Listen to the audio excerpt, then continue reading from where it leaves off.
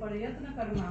गीता अनंत भावों का अथाह समुद्र है। रत्नाकर में गहरा गोता लगाने पर जैसे रत्नों की प्राप्ति होती है, वैसे ही इस गीता सागर में गहरी डुबकी लगाने से जिज्ञासुओं को नित्य नूतन विलक्षण भाव रत्न राशि की उपलब्धि होती है। परंतु आकाश में गरुड़ भी उड़ते हैं तथा साधारण मच्छर भी।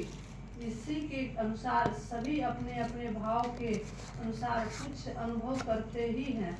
तथ्य एवं विचार करने पर प्रतीत होता है कि गीता का मुख्य तात्पर्य अनादिकाल से अज्ञानवश संसार समुद्र में पड़े हुए जीव को परमात्मा की प्राप्ति करवा देने में है।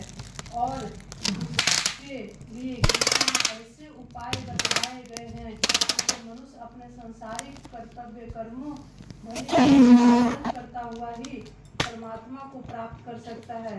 व्यवहार में परमार्थ के प्रयोग की यह अद्भुत कला गीता में बतलाई गई है और अधिकारी भेद से परमात्मा की प्राप्ति के लिए इस प्रकार की 2 निष्ठाओं का प्रतिपादन किया गया है।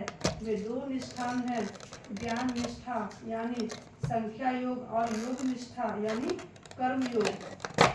यहाँ यह प्रश्न होता है कि प्रायः सभी शास्त्र में भगवान को प्राप्त करने के 3 प्रधान मार्ग बतलाए गए हैं, कर्म, उपवास, उपासना और ज्ञान। ऐसी दशा में गीता ने 2 ही निष्ठाएं कैसे मानी है? क्या गीता को भक्ति का सिद्धांत माने नहीं है? बहुत से लोग तो गीता का उपदेश भक्ति प्रधान ही मानते हैं, और यंत्र तंत्र भगवान ने भक्ति का विशेष महत्व भी स्पष्ट शब्द में कहा है और भक्ति के द्वारा अपनी प्राप्ति सुलभ बतलाई है। इसका उत्तर